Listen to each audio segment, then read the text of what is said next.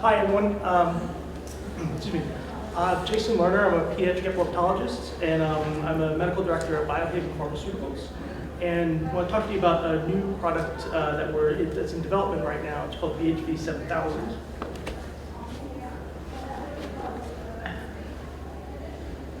Okay, so a little about me. So I was a pediatric epileptologist at UCLA. I developed the Adolescent Epilepsy Center there. Did a lot of work with the Epilepsy Foundation. This is my family, my wife Kelly, who actually has epilepsy. And I've been to this event, I think almost every year it's been going on for, which has been great. But so I was at UCLA for 16 years, and about two and a half years ago, I got a call from Biohaven and said, we're looking at this, to develop this compound into an anti-seizure medication. What do you think? And so they gave me a bunch of information data that they had. And I looked at it and I said, I think it's got a lot of potential. I think it's great. And 3 or 4 months later, they called me back and said, well, we need an epileptologist, so you want to come run the program from the medical point. So I jumped at the chance. So, I mean, I love working at UCLA, I love working with patients. So for me, what I saw was enough to get me to join this company, to get this approved, hopefully soon. But I'll show you some of the things that I saw that I'm excited about. So our Biohaven, our motto is days matter, because we know that patients who have epilepsy or any other disease or disorder, as you continue to have seizures day after day, those days matter. So the idea is that we want to get the product out as quickly as possible, but safely, of course. Biohaven made their name for Nurtec, if anyone's heard of that. That's a migraine medication. That was the first medication they developed. This is our pipeline. We were looking at a lot of different compounds for a lot of different disorders and diseases, but what we're going to focus on is the Kv7. So we know that there's still about a third of patients that continue to have seizures, despite all the new treatments that we have, surgical treatments, dietary treatments. But we also know that about 80% of subjects, or 80% of patients, have side effects from when they start their medication. Sometimes those improve, but very often they don't. And we know that these adverse effects really impact quality of life. And in some situations, even more so than the seizures themselves. So most of anti-seizure medications are in these 3 categories. So the sodium channel blockers are the medications that have been used for a long time, things like carbamazepine, lacosamide. Then there's GABA and glutamate medications like the benzodiazepines, topiramate, and then there's calcium channel medications like the levetiracetam. But potassium channel was a channel that's involved in epilepsy, involved in seizures, that really was, not I understand ignored, but really wasn't looked at as something to use until more recently. So what we really need is a medication that works well, that's well tolerated, but is also a novel mechanism, so that if you can use it with these other medication types for basically approaching the seizures in a different way. So this is Stephen Dworaczki. He developed the BHV7000. And basically, when the brain's having seizures, it's in this hyperexcitable state. And what the potassium channel does is it kind of it takes the cell from the hyperexcitable state and basically inhibits it and calms things down. And so the idea is if you open up the potassium channel more, then you actually encourage the cell to be in a more regulated, calm state, stopping seizures and preventing seizures.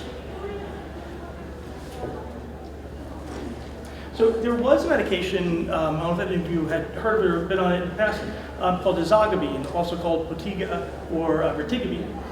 It was a potassium channel opener that was taken off the market in 2017. What the problem was is the structure of the medication, the chemical structure, was causing what's called dimers, and basically 2 of the compounds would bind, and then they would actually go to different parts of the body, like in the skin or even in the retina, and cause blue discoloration. And it could cause some problems in the retina with some vision. And so at that time, they basically took it off the market. And so it wasn't available. Now, I had patients that were using ezogabine. I had one patient particularly doing really, really well. But the one issue we had was that as you increase the dose, you're getting better seizure control, but you also were making the patient more and more tired. And by the time you were almost at that point where they were getting really, really good seizure control, they were sleeping all day and they lost quality of life, and it just wasn't working. But there was a lot of potential there. So what the BHV7000, when Dr. Doroski developed it, he developed it with that in mind, with that structure in mind, and developed it in a completely different way so that it will not form those dimers. So basically, really, really focused on the potassium channel too. So why the subjects were getting, patients were getting tired from ezogabine really was probably due to its impact on GABA, which is one of the channels, one of the ways to treat seizures, especially with benzodiazepines, but also can be associated with a lot of side effects.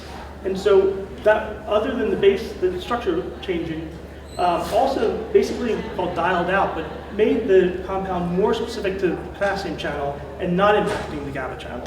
And so that really has a much lower impact on that, which we think is where we're seeing some of the better side effects. So this is, the other thing is ezogabine, and kind of what I was saying. So if you can see, this green arrow is that line. That's as you're increasing dose, and this is going up, you're getting better and better seizure protection. This red line in triangles, as you go up on dose, you're also getting this, which is neurological deficit side effects. So you see, you can barely start using ezogabine to get seizure control, and you're getting side effects right away. And so that was one of the problems with the medication. What we developed was something that as you're getting better and better seizure control, you're really not seeing any of those neurological deficits that you were seeing before. And until you get to a really high level, this is when we only start to see them. And so, at least this is part of the preclinical work we did in animal models, and this is really what got me excited, the potential of a medication that has potential to treat seizures, but not have these bad side effects that really impact quality of life, particularly somnolence and sedation. So that was really what got me excited and got me to join the company. So phase 1 is basically giving the medication to volunteers, healthy volunteers. We did that whole program. We didn't see any serious side effects, no severe treatment emergent side effects, and there was one moderate, and the remaining were mild. Some of the nervous system, GI, and musculoskeletal, but again, all mild, and they all pretty much self-resolved. And we were dosing doses up to 100 milligrams once a day, up to 40 milligrams for 15 days, multiple times a day for 15 days. And that will be important because the levels of medication that we're using in our trials is actually even less than that, so we feel even more comfortable that we're going to get less side effects. But this is probably the thing that, I was in the company when we did this study, and this just kind of reinforced what I thought and what I felt was that this is the MAD. So MAD is multiple ascending dose. So basically getting a dose a day and increasing dose over time. What we saw in our with BHV7000 is a handful of people had headaches, but no somnolence. And that's kind of unheard of in anti-seizure medications. This is a profile of a couple other anti-seizure medications that have been approved or in development over the last few years. And they're looking at 20 to 40% of people reporting somnolence and sedation. So in the same population, we didn't see any. That makes us really excited that we think we have something here. So a couple people said, well, the reason you're not causing somnolence is because you're not getting into the brain, and that's why you're not seeing the side effects that you normally see. So we went and did an EEG study, and what this does is we look at what the EEG, the different frequencies in the EEG before the dose, and then we look at it again after dose. And if you see, we see changes in the EEG throughout the brain with all different frequencies after getting the dose. And this is I think it was a 50 milligram dose. So showing we get into the brain, we have an impact on the cortex. So that was our phase 1. Now we're in our phase 2-3 studies.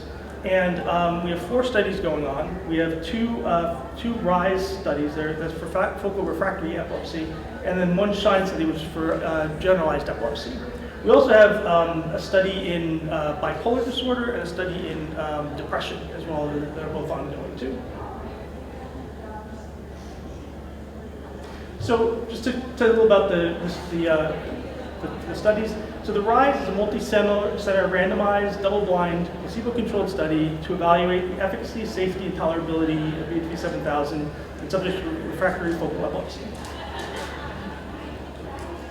So just to answer, because there's a lot of information up there, but it is multi-center. So we're in centers throughout the United States, but also throughout the world too. We have centers, I think we're going to have about 150 centers when all things are said and done, running the trial. So randomized, if you don't know, and in these studies, if subjects come in, we do what's called an observation period. So it's 8 weeks or so that you monitor the patient, you don't change their medications at all, you see how many seizures they have. Then you either give them the medication, or one of the doses of the medication, or what's called a placebo. The placebo is basically a pill that looks like the regular medication, but has nothing in it. There's nothing active, no active ingredient. And the idea is, okay, then they give them this double-blind phase. How many seizures did they have during observation versus how many seizures during the double-blind? You anticipate anyone who's on medication would have a decrease in seizures. Anyone who's on placebo would have no change in their seizures. And that's really how we statistically show that the medication is working. And this is added on to current treatment. So we actually request that the current medications are not changed for at least a month before even going into the trial and not during the entire trial. Because you can see it if you're in the double-blind period and your doctor decides to increase your levetiracetam and your seizures get better. Well, was it from the levetiracetam increase? Was it from the drug study? And so that's why everything needs to be pretty much stable throughout the study. Double-blind just means that the patient doesn't know which of the 3 options they're on. The study team doesn't know which of the 3 options they're on. And that just basically prevents any influence on any people part of the study, thinking that something's working, something's not working by knowing what they're on. And there's studies that show that if patients think that they are on medication, they actually do better than if they think they're on medication but are on placebo, or told they're on medication and they're on placebo, they actually do better than what placebo should normally do, and even at times close to what treatment would do, which is bizarre but true. So the double blind is really to keep any of that out of the study. So when we do go to have it approved and give it to patients, we know that it actually did work, it actually did have a good side effect profile, was safe. So please look what we went over. And then this is some of what we're looking for. So in these studies, we need to have the population, as far as medically goes, as homogeneous as possible, because you really want to be able to study a group of patients before and after the medication. So right now, we're at age 18 to 75. Our goal is to go down to 12 at least during these studies. As a pediatric epileptologist, I've been pushing for this and still am, but that is our goal, to get at least adolescents into the studies in the next year or so. It's a diagnosis of focal epilepsy for a year, have an average of 4 seizures a month. And this is one of the more difficult parts of the trial, is because a lot of people have 2 maybe or 3 a month and then they wouldn't qualify. And there are a lot of people that it's unfortunate, we would like to treat them, but statistically going lower than this causes a lot of other issues with the study and makes it just really difficult to do. And so this is pretty much a standard, it's a 4 per month. You can be on 1 to 3 anti-seizure medications in addition to either a device or diet therapy. And treatments need to remain stable, we mentioned that. And then just the ability to keep an e-diary.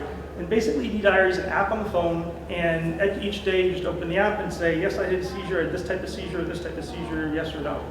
And that's it. There are a lot of more complicated e-diaries out there, and we just want to keep it as simple and easy for patients as possible. So SHINE, this is also a multi-center double-blind, randomized, placebo-controlled, but this is looking at 7000 in idiopathic generalized epilepsy. So juvenile myoclonic epilepsy, juvenile absence epilepsy, and this has an open label extension. The open label extension is, in the other study, there's a separate study, and when you're done with the study, whether you were on treatment or on placebo, you are able to go into another study. Basically, you know what medication you're on, the dose that you're on, and you can stay on that as long as you're doing well on it until the drug is approved. And so most epilepsy studies have this, most studies in general have this because it's ethically the right way to do it. And so this study has the open label extension within it. So this one is a little different though, and this I'm actually really excited by. This is a time to event trial. So this is different than what I was talking about before. What happens is the observation period is actually retrospective. We look back at the last 16 weeks. And then we randomize to either treatment or a placebo. And then what happens is you start, and after 1 month, after you have your second day of seizures, then you automatically go straight to open label. If you only have 1 or no seizures during the whole time, it's a 24-week double-blind period, but you're doing well, and so that's okay. But if you're maybe on placebo, and so it's not having a big impact on your seizures, or the medication isn't working for you, you don't have to stay in the study for the entire 24 weeks. There were some studies out that showed that subjects on placebo in epilepsy studies had a higher risk of SUDEP than subjects who are on treatment. And so this cuts that amount of time down, and we think this is a much safer study, especially for generalized epilepsy. Probably the way we're going to go with other epilepsy studies in the future, but right now it's just the generalized. We're excited by this because we just think it's safer for patients overall. So for more information, our website has a lot of good information on it. I don't know if anyone saw, we had commercials out not that long ago, a month or so ago, basically talking about the study, where you can get information about the study. These are all the actors who were in the study, in the commercials, and they actually all of them have epilepsy. And on our website, they tell their stories of their seizures and what they struggle with and their hopes for the future. And one of them is one of my patients. And so if you have time to take a look at that, there's some really great stories. So we're here at the expo. We'll be here tomorrow too, with 708, 709. Come talk to us. Any questions we can answer, happy to. Our website has a lot of information on it, and you can always email Anna or myself for other questions. Any questions now? Yes? Can you, I might have missed it, I'm not sure, but explain what type of drug is it, how does it work? Sure, it's a potassium channel activator. And so the potassium channel works along with the sodium channel. Most of the medications act on the sodium channel. And this one opens the potassium channel to basically tamper down or increase the inhibition of the cell to decrease seizures. And so it's what we're excited about is it's a different mechanism than any other medication out there. So if you combine it with the sodium channel, it's not like using 2 sodium channel medications that are working in the same way. This is working in a very different way, so we're approaching it from different directions. And you said there were less side effects. So what we've seen so far in our preclinical work and our phase 1 studies, it does seem that we're seeing less side effects than other approved medications right now. But until we do the studies, we can't say anything, but I'm encouraged by what I've seen. So for instance, like Depakote would be the opposite type of drug. As far as side effects? Or the way it works. Oh yeah. There's no other potassium channel medication. There was one, Pratiga or Zogabine, but it was taken off the market. Oh, okay.